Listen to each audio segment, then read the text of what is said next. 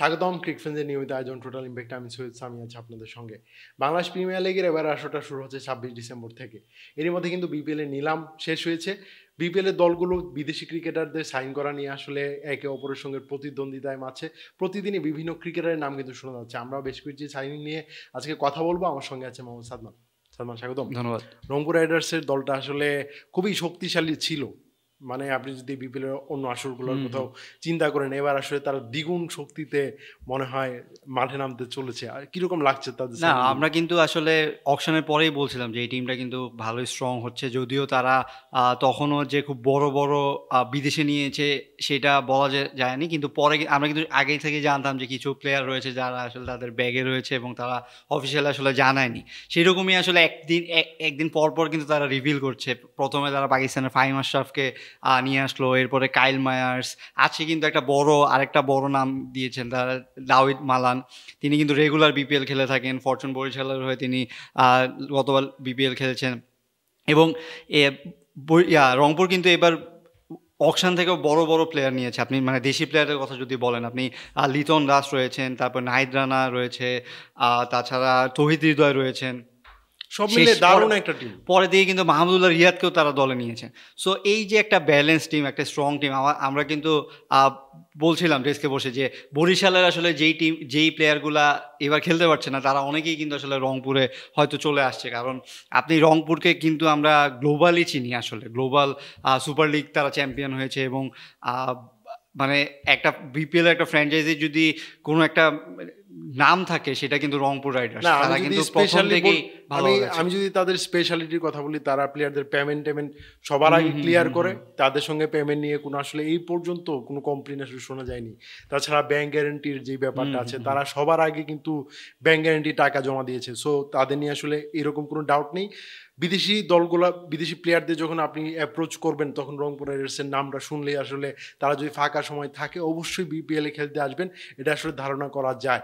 আমরা এরকম আরেকটা ফ্র্যাঞ্চাইজি পেয়েছিলাম বরিশাল, যদিও দুর্ভাগ্যবশত আমরা আসলে এবারের বিপিএল হয়তো বা তাদের দেখছি না, পরবর্তীতে দেখবো।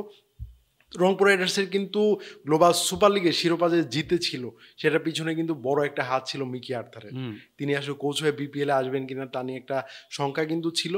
তবে তারা আসলে তাকেই প্রধান কোচ হিসেবে পাচ্ছে, তিনি আসলে যোগ দেবেন। সব মিলে আসলে কিরকম দেখছেন যে মানে তাদের এই যে কোচিং স্টাফেও মোহাম্মদ আশরাফুলের মতো ক্রিকেটার আছেন, সাবেক ক্রিকেটার, তিনি ন্যাশনাল টিমের সঙ্গে কাজ করছেন, এই অভিজ্ঞতাটা মিলিয়ে জিএসএলও ছিলেন। হ্যাঁ, সব মিলে কিরকম লাগছে? সো এই যে আপনি যে বড় বড় নামগুলো বললাম, সেই বড় বড় নামগুলোকে আসলে কোচ করাতে বা এই নাম করা কোচ লাগে না, কিন্তু আপনার ব্যালেন্সের জন্য হলেও কিন্তু একটা বড় নাম দরকার হয়। যে আপনি যখন ড্রেসিং রুমে আছেন, আপনাকে কেউ একজন কথা বলছে, একটা হেভিওয়েট নামের শুনতে পাচ্ছেন, হ্যাঁ হেভিওয়েট নামের কোচ একজন আছে, তখন আপনি যতই বড় প্লেয়ার হন না কেন আপনি তার কথাটা শুনবেন। সো সেইভাবেই কিন্তু আসলে তার প্রশ্ন। আর মিকি আর্থার তো অলরেডি আসলে রংপুরের সাথে কাজ করে ফেলেছে, তার সাথে অলরেডি হয়তো ডিল করাই ছিল, মানে একটা সেটআপের একটা অংশই তিনি। সো সেই ক্ষেত্রে এবারও তাকে পাওয়া যাবে রংপুরের ডাগআউটে। সো আমার মনে হয় যে এই রংপুর রাইডার্সকে নিয়ে মানে সবসময় কথা বলতে হয়, সবসময় একটা তারা বড়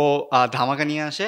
আর তারা কিন্তু মানে শিরোপা যে অনেকবার পেয়েছে সেটা কিন্তু না, কিন্তু প্রত্যেকবারই এমন টিম বানায় যেটাতে মনে হয় যে তারা শিরোপা জিতবে। আর এবারের টিমটা দেখে মনে হচ্ছে তারা আসলে ডাবল বুস্টার নিয়ে নেমেছে, তারা আরও ভালো ভালো প্লেয়ার আনছে এবং পুরা টিমটা যদি একটা ক্লিক করতে পারে, আমার মনে হয় যে এবার রংপুরের অনেক বড় একটা চান্স আছে তাদের বিপিএল এর ট্রফি ঘরে নেওয়ার। বিপিএল এর এবার আসলে কিন্তু নবাগত দল নোয়াখালী এক্সপ্রেস, তারা কিন্তু একের পর এক চমক দিচ্ছে। এই দলটাতে কিন্তু জাকির আলী লনিকের মতো প্লেয়ার আছেন, তাছাড়া মাহিদুল ইসলাম অঙ্কনকে তারা নিলাম থেকে নিয়েছে। এই দুইটা সাইনিং আসলে হুটহাট তারা একের পর এক যেভাবে চমক দিয়েছিল নিলামে, এটা কিন্তু এখনো কিন্তু অব্যাহত রেখেছে। নিলামের পর তারা মোহাম্মদ নবীকে নিয়েছে, যাকে আসলে বিপিএল এ খুব একটা খেলতে দেখা যায়, তবে বিপিএল এর আগেও খেলেছেন, এবার কিন্তু আবার খেলতে আসছেন। তাদের কিন্তু দলের হয়ে আরেকজন আফগানিস্তানের স্পিনার আছেন, তার আসলে খেলার কথা রয়েছে। নামটা যদি আপনি রিভিল না, এখনো তার আসলে অ্যানাউন্সমেন্ট, আমরা যখন ভিডিওটা করছি তখন অ্যানাউন্সমেন্ট আসেনি, কিন্তু আমরা যতটুকু জানতে পেরেছি যে জহির খান তিনি আফগানিস্তানের লেফট আর্ম স্পিনার। বিগ ব্যাশেও কিন্তু খেলতে রেগুলার খেলতে, বাংলাদেশের সাথে তিনি টেস্টও খেলেছেন, টেস্ট ম্যাচও খেলেছেন বাংলাদেশের এগেনস্টে। এবং তাকে নিয়ে আসলে এখন অফিসিয়ালি তারা জানেনি, কিন্তু আমরা যতটুকু বুঝতে পেরেছি যে তাকে আসলে দলে নেওয়া হচ্ছে। এছাড়া মোহাম্মদ নবীর কথা বলছিলেন। তাছাড়াও কিন্তু খালেদ মাহমুদ সুজন রয়েছেন এই টিমটার হেড কোচ হিসেবে, এবং সৌম্য সরকার এবং হাসান মাহমুদকে তারা আগেই নিয়ে নিয়েছিল ড্রাফটের আগেই। আবার ওই এখানে কিন্তু বিদেশি ক্রিকেটারদের কথা বলতে জনসন চার্লস আছেন, মাথায় আসবে, কুশাল মেন্ডিস আছে, মেন্ডিসের কথা আসবে। মানে আপনি যদি একদম শুরু থেকে যদি ধরেন, মানে তাদের ব্যাটিং অর্ডারটা যেরকম একটা শক্তিশালী হয়েছে, তারা এখন আসলে অলরাউন্ডারের পর বোলিং এর একটা শক্তিশালী করতে নেমেছে। তারা আরো বেশ কিছু সাইনিং হয়তো বা করবে। আমরা কিন্তু অলরেডি নোয়াখালী নিয়ে আসলে ভিডিও বানিয়ে ফেলেছি, কারণ নওগাঁ টিমটা, এই টিমটা নিয়ে কিন্তু আসলে মানুষের জানার আগ্রহটা অনেক বেশি, এবং তাদের এই এক্সপেরিমেন্ট বাড়াতে কিন্তু তাদের একজন ব্র্যান্ড অ্যাম্বাসেডারকেও তারা নিয়োগ দিয়েছেন, জিয়াউল হক পলাশ, যিনি একটা ফেমাস একটা নাটক আছে বাংলাদেশে ব্যাচেলর পয়েন্ট, সেখানে একটা নোয়াখালীর এক ছেলে হিসেবে কাবিলা চরিত্রে তিনি অভিনয় করে থাকে এবং তিনি ব্যাপক জনপ্রিয়।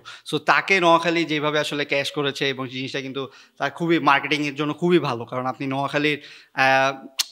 বাংলাদেশের নোয়াখালীর মানুষদের আবেগ কিন্তু অনেক বেশি। আপনি নোয়াখালীর ভাষা যখন কথা বলবেন, তখন কিন্তু সেটা নোয়াখালীবাসীর জন্য অনেক কাছের হয়ে যায়। সো এইরকম একটা ক্যারেক্টারকে আপনি যখন ব্র্যান্ড অ্যাম্বাসেডর বানাচ্ছেন, সেটা কিন্তু আসলে মানুষের কানেক্ট করবে ভালো। এরকম একজন যখন দর্শকদের সাথে একসাথে বসে খেলা দেখবে, সেটা কিন্তু নোয়াখালীর জন্য খুব বড় একটা ইয়ে হবে। মাঠে এবং মাঠের বাইরে সব দিক মিলিয়ে তারা কিন্তু খুবই ভালো এগোচ্ছে। এই যে নবাগত টিম, আমরা আসলে চট্টগ্রামের মতো এতটা পিছিয়ে পড়তে দেখছি না তাদেরকে। এটা আসলে খুব একটা ভালো একটা বিষয়। ধন্যবাদ সাদমান আমাদের সময় দেওয়ার জন্য। দর্শক, ক্রিক ফ্রেন্ডসের নিয়মিত আয়োজনে আমাদের সঙ্গে থাকার জন্য ধন্যবাদ। পরবর্তী কোনো পর্বে অন্য কোনো বিষয় নিয়ে আবার কথা বলবো, সেই পর্যন্ত আমাদের সঙ্গে থাকুন।